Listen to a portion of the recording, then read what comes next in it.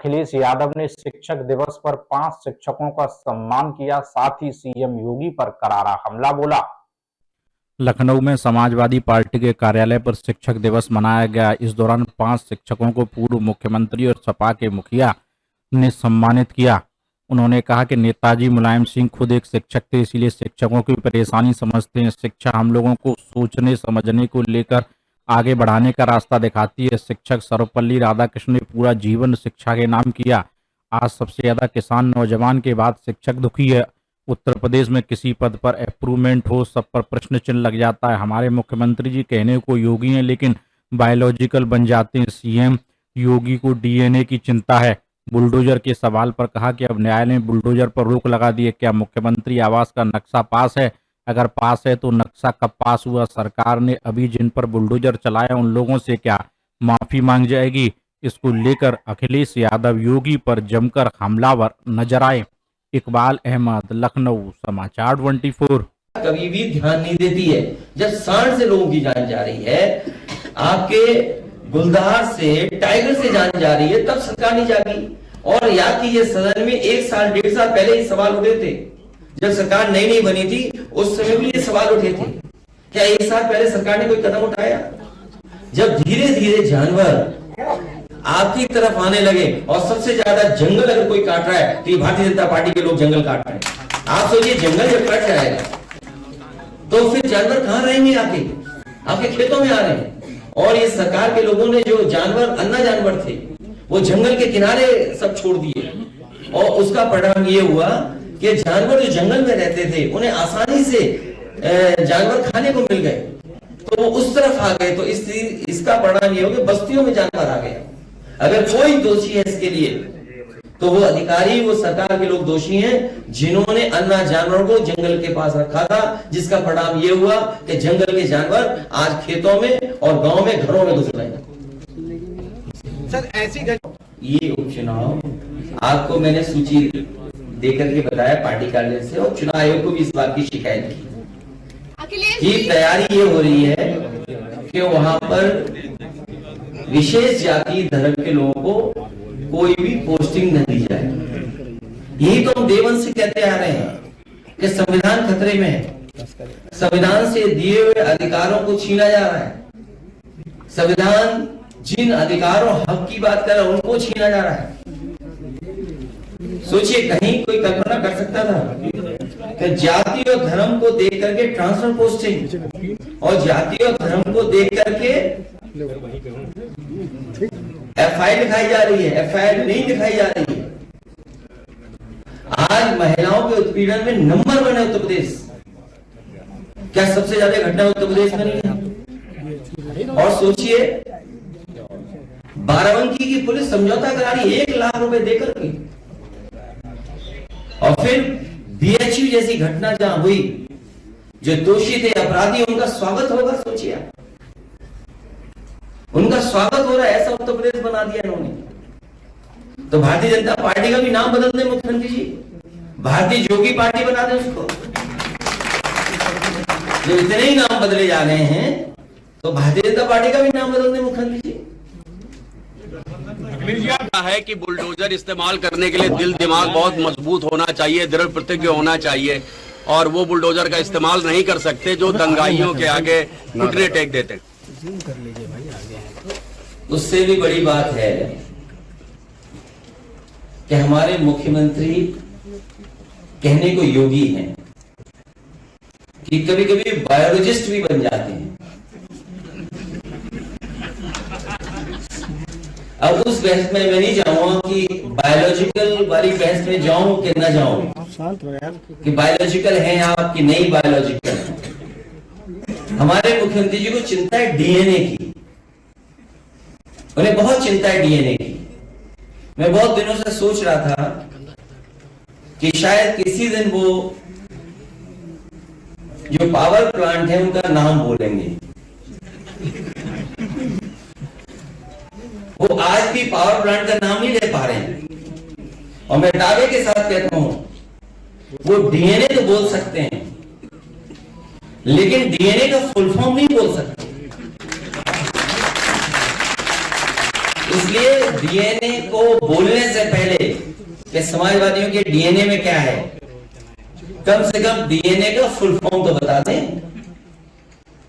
लेकिन जो और जहां तक बुलडोजर का सवाल है, सोचो कैसा न्यायालय का बुलडोजर चला, क्या बुलडोजर नहीं चल सकता? जो लोग बुलडोजर लेकर के डराते थे, जगह जगह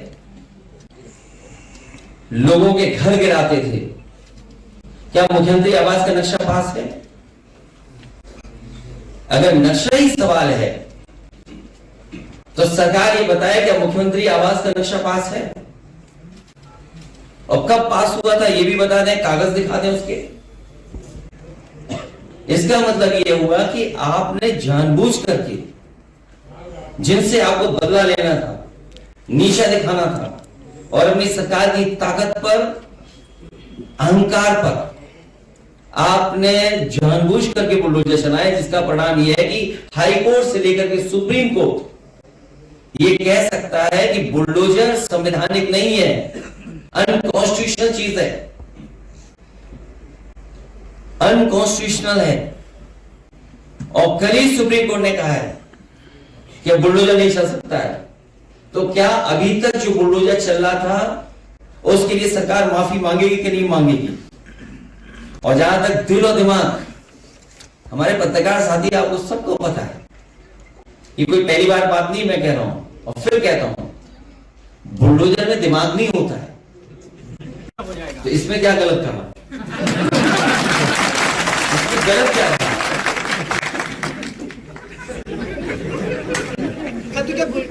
नक्शा पास नहीं है, गोरखपुर में भी कुछ अवैध है क्या? नहीं, अवैध क्या है? वहां पर नक्शा पास नहीं, अवैध क्या है? ये कौन तय करेगा? इंस्टीट्यूशन तय करेगी ना। तो मैंने आपसे कहा कि सरकार अपने हिसाब तय करती है, इंस्टीट्यूशन नहीं तय करती है। बीजेपी तय करती है कौन सा लीगल कौन सा इलीगल है। अखिलेश जी, उसमें भी आप सेलेक्टिव हैं। आप लखनऊ में चले जाइए, मैं तो आपसे कहता हूं कहीं और मत जाइए, कहीं और मत जाइए। मैं एक याद दिलाता हूं आप लखनऊ का, जो लोग कह रहे हैं हसीन सपना या जो भी बातें कह रहे हैं, आपको याद होगा लखनऊ के एक बिना नक्शा पास किए होटल में आग लग गई थी, कुछ लोगों की जान चली गई थी। और उस समय मुख्यमंत्री जी ने कहा था कि 24 घंटे तब होंगे जब बुलडोजर चल जाएगा। मैं जानना चाहता हूं, और प्रदेश की जनता को याद होगा, प्रदेश की जनता और आप लोग भी जानना चाहेंगे कि आखिरकार क्या बुलडोजर की चाबी खो गई? आपको याद है कि नहीं याद है? और एलडीए में जाइए, आप एलडीए में जाइए और सूची निकलवाइए कि इलीगल बिल्डिंग्स किसकी हैं। ये मौका मिला है कि जितनी भी एलडीए की इलीगल बिल्डिंग है, आप क्यों नहीं बुलडोजर चला रहे हो? आप अकबर नगर में तो बुलडोजर चला रहे हैं, आप नाले पर रिवर फ्रंट बनाने के लिए तो चला रहे हैं, लेकिन जब आपका बुलडोजर आगे चलता है तो क्या कारण है कि बुलडोजर का डीजल या पेट्रोल खत्म हो जाता है? और फिर आपने देखा नहीं एक फ्रस्ट्रेटेड अधिकारी को किस तरीके से एक व्यापारी के सर पे सर मार दिया था। आखिर वो अधिकारी फ्रस्ट्रेटेड क्यों था? इस बात के लिए आपको जानना चाहिए आखिरकार फ्रस्ट्रेटेड क्यों था वो। फ्रस्ट्रेटेड इसलिए था कि उस पर दबाव था, लोग पैसे मांग रहे थे अधिकारी से, अधिकारी पैसे के दबाव में उससे पैसे मांगे जा रहे होंगे। आपको इस बात पे जानना चाहिए कि एक अधिकारी सोचो किसी के सर मार दे, कितना फ्रस्ट्रेटेड रहा होगा। तो इसलिए सवाल ये नहीं है कि दिल और दिमाग, मैंने आपसे कहा कि बुलडोजर पे कोई दिल और दिमाग नहीं होता, ये कैमरे पे भी दिल और दिमाग नहीं होता, जब आप चलाते हो तब कैमरा चलता है। अखिलेश जी उपचुनाव को लेकर करेंगे अगर हम फिजिकली भी स्ट्रॉन्ग हो तो हम मेंटली भी स्ट्रॉन्ग होंगे। हम समाजवादी लोग भरोसा दिलाते हैं कि उत्तर प्रदेश की आने वाली पीढ़ी को मेंटली स्ट्रॉन्ग करेंगे और शिक्षा से भी उनको और मजबूत और अच्छा बनाने का काम करेंगे। कई महापुरुष ये कह चुके हैं कि एक ही हथियार है जो समाज और देश को बदल सकता है, वो है शिक्षा। जिस समय हमारे समाज शिक्षित होगा, सही और गलत का हम फैसला कर पाएंगे, अच्छा क्या है बुरा क्या है। और आज के माहौल में अगर हम ये बात कहें तो सबसे ज्यादा अगर कोई दुखी है किसान नौजवानों के बाद तो वो हमारे शिक्षक हैं, पढ़े लिखे नौजवान हैं जो शिक्षक बनना चाहते हैं।